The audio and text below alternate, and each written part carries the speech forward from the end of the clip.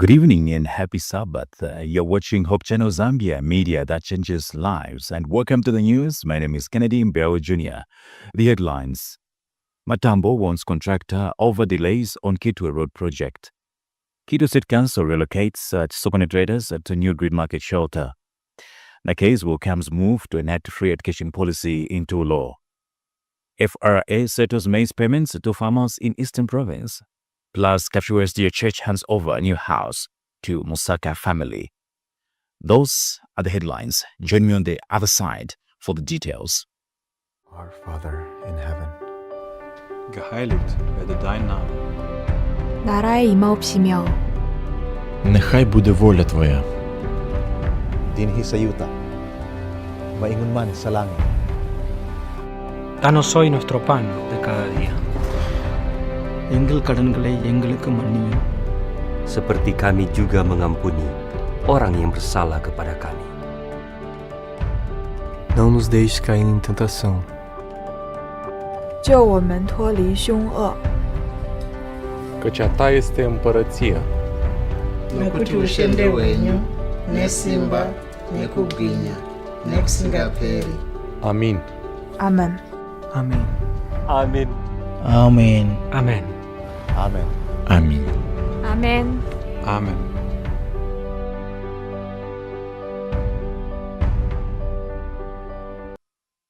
Welcome back, and now the details.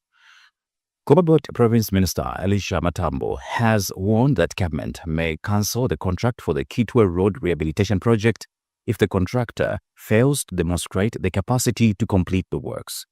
Mr. Matambo issued the warning during an inspection of the project last week, where he expressed disappointment with the slow pace of construction. The minister said preliminary findings suggest that the contractor, Nichfa Enterprises Limited, lacks the required equipment and technical capacity to effectively undertake the road works. He noted that the company is heavily reliant on hired equipment from other firms, a situation he said has significantly contributed to delays on the project. Mr. Matambo emphasized that government remains committed to delivering quality infrastructure for the people, adding that President Hakainde Hichilema has already made adequate resources available for road development. He said the president's directive is clear that road projects must be delivered at the right cost, meet required quality standards, and be completed within the agreed time frame, warning that failure to comply will not be tolerated. You have no capacity to do the work. And I want to give credit where it's due.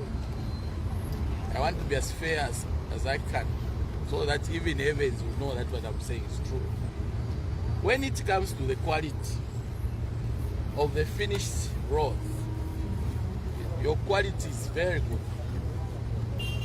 Those finished roads which I've seen, the quality of the finished roads, very, very good. But the capacity to do the works and finish the roads on time, you don't have it. You don't have equipment, you are depending on hired equipment. And that's the truth. So those who have been paid same amounts like yourselves, a big amount of that what has been paid to you, you are taking it to hire equipment instead of concentrating on fixing the roads. That's what is happening, and that's the truth. So if we pay you again, you will get almost 3/4. You take hiring equipment to do the roads is very expensive. You will take 3/4, you take it to hire the equipment. Whilst your friends who have equipment, they will use that to buy material. Nomba mpange plan on how you can build capacity so that you can do the work in good time. And I want that plan by Wednesday. Failure to which I will recommend for cancellation of your contract. President Hakainde Hichilema has signed into law the Occupational Health and Safety Bill of 2025, marking a major overhaul of workplace safety regulations in Zambia. The presidential assent was granted on 23rd December 2025 in Lusaka. The new legislation repeals the Occupational Health and Safety Act of 2010, which had limited scope and enforcement, largely confined to the mining sector. Under the Occupational Health and Safety Act number 16 of 2025, health and safety regulations now apply to all sectors of the economy. The law empowers authorized officers to suspend operations or close workplaces that pose an imminent danger to workers or the public. It also mandates the establishment of workplace health and safety committees with equal representation from employers and employees aimed at strengthening compliance and promoting shared responsibility for safety standards. Meanwhile, Ministry of Labor and Social Security Permanent Secretary Zachariah Luhanga has directed the Occupational Health and Safety Institute to put in place all necessary measures to ensure full implementation of the new law. Mr. Luhanga says the Act now stands as the principal legislation governing occupational health and safety in Zambia, replacing all previous frameworks. In a related development, Occupational Health and Safety Institute Board Chairperson Grace Kasese Chibwa has welcomed the move, describing it as a significant step toward enhancing the protection of workers nationwide.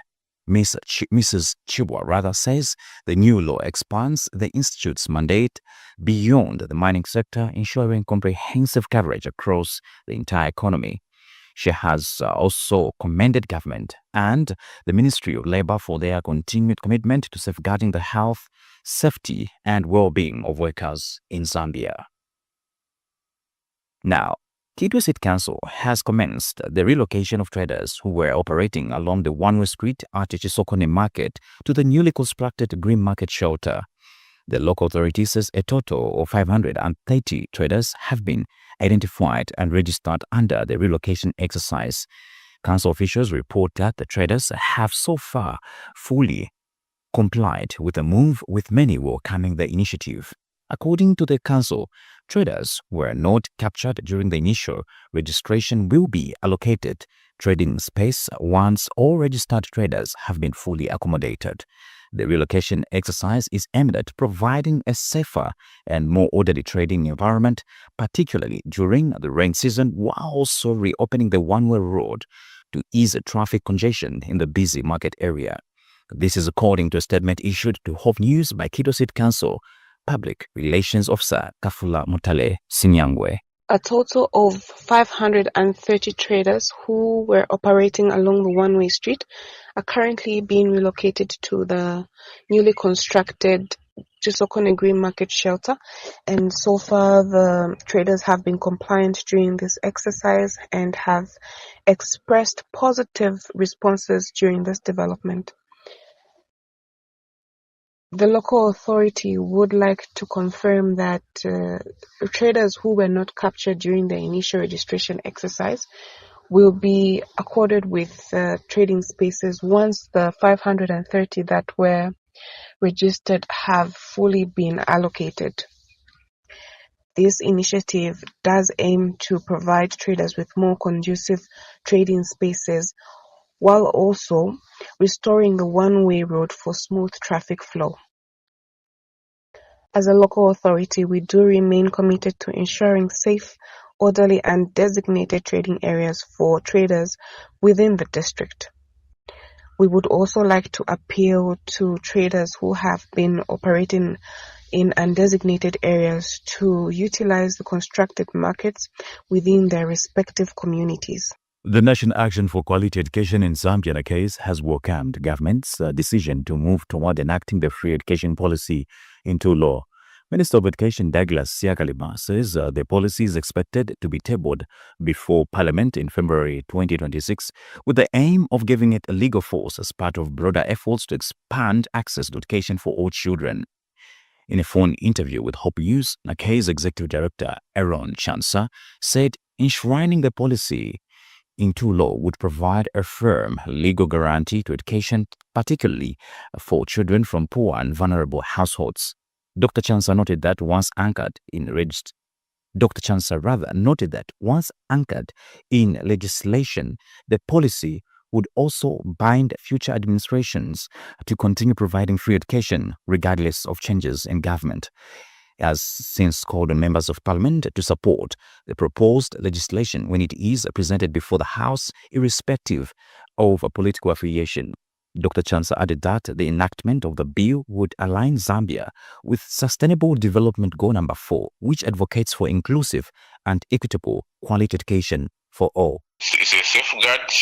It's going to ring-fence the policy legally, and it is also going to mandate every administration, even after UPND, to give free education to its people, and therefore all MPs are urged to support this bill, regardless of the political affiliation, because it's intended to also comply with the SDG number 4, which is a UN international binding treaty that UN member countries must be able to provide the free ECE primary and also secondary education, and therefore by supporting this bill, Zambia will be complying with that international norm, and therefore even the parents, the other stakeholders must be able to support. And we also feel that when this is enacted, it is going to be a basis upon which all of us will demand for more money, investments in the sector. The government can also use this as a basis to increase budgetary allocation to the sector. You're still watching Hope News on Hope Channel, Zambia media that changes lives. That Nakeza story takes us to our break. We'll be back with the rest of the news. Stay tuned.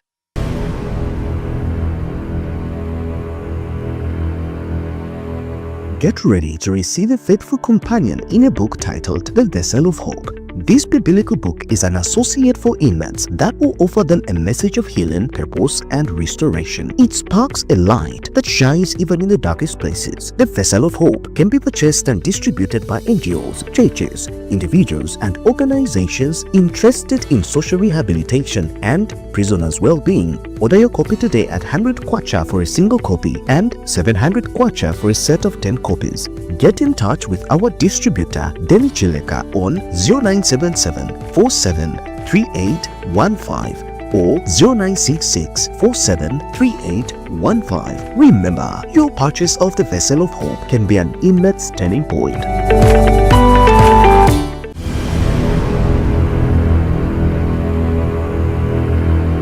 Welcome back, and thank you for still staying with us. And Hope News continues.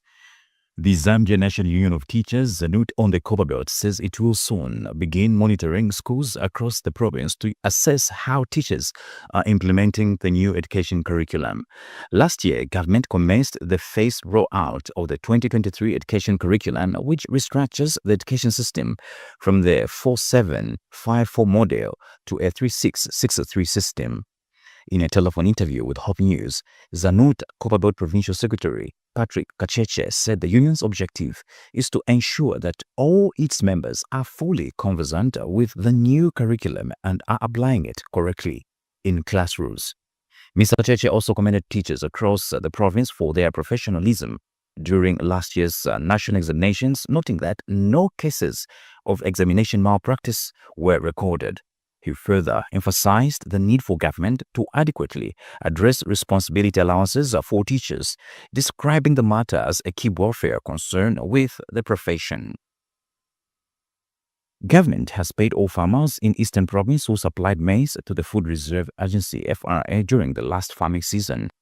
In a statement made available to Hope News, Eastern Province Principal Public Relations Officer Alpha Son Sinalungu says more than 1.1 billion kwacha owed to farmers has now been fully settled. Mr. Sinalungu says over 167,000 metric tons of maize were purchased across the province, with Chipata district recording the highest volumes of deliveries. He has since advised farmers who are yet to receive their funds to visit their respective payment points to collect their money. Mr. Sinalungu has reaffirmed government's commitment to supporting farmers and strengthening agricultural production in Eastern Province. We are pleased to announce that government has successfully paid all farmers in Eastern Province who sold their maize to the Food Reserve Agency FRA in last year's farming season. The provincial administration in Eastern Province is pleased to announce that 1,139,376 Ngwe owned to the farmers has been cleared. Farmers are therefore encouraged to visit their respective paying points. A total of 167,555 30 metric tons was bought across the province. Chipata district recorded the highest quantity with 43,176 65 metric tons of maize purchased.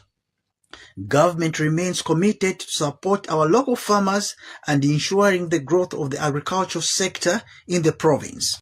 Meanwhile, Copperbelt Permanent Secretary Lawrence Mwanza says all farmers who supplied maize to the Food Reserve Agency FRA during the 2024-2025 crop marketing season have been paid.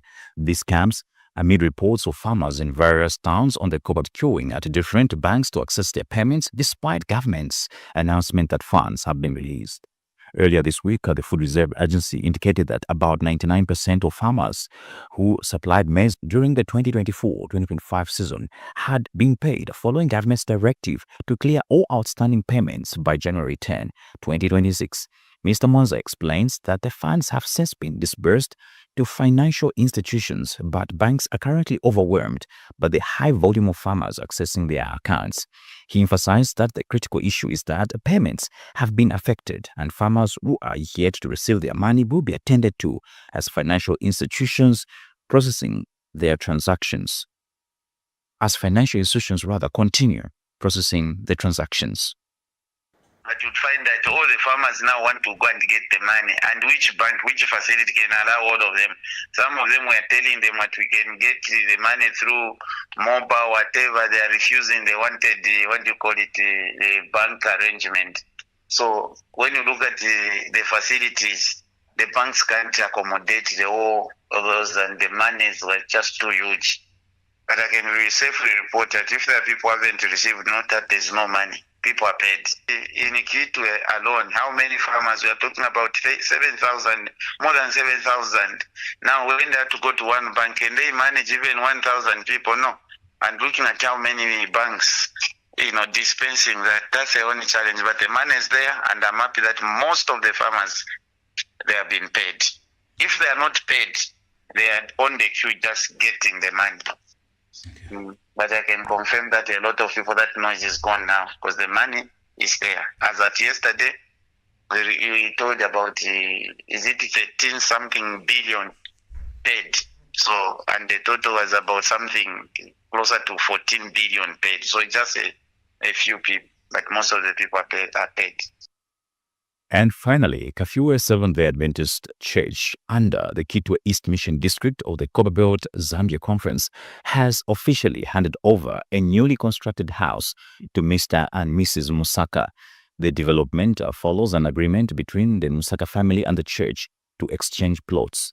Under the arrangement, Kafue SDA Church will take ownership of the Musaka's former house, where plans are underway to construct a baptistry and extend the church building in order to accommodate a growing congregation.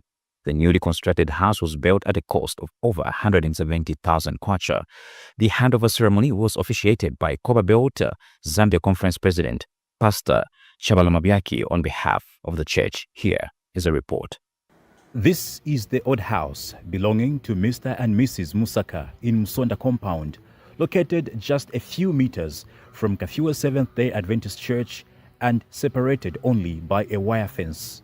Following a mutual agreement, ownership of this property has now been exchanged, with the church paving the way for future church development. In return, the church has constructed a new 5-roomed house for the Musaka family in Ipuskilo compound at a cost exceeding 170,000 kwacha. Us as Adventists, this is one of our core duty to ensure that whenever we are living with our neighborhood, there must be that mutual communication and a good conversation with them. And as the result, we are able to see good things. And so we are happy, and we are happy to experience that which we are experiencing right now. Seeing the project, which started in 2023, finally coming to completion was the desire of the district leadership in Kitwe East Mission. So we pray that the church, Kafue Men and Kitwe East Mission District are going to partner together so that we can put up a wonderful baptistry where we can be conducting our baptism.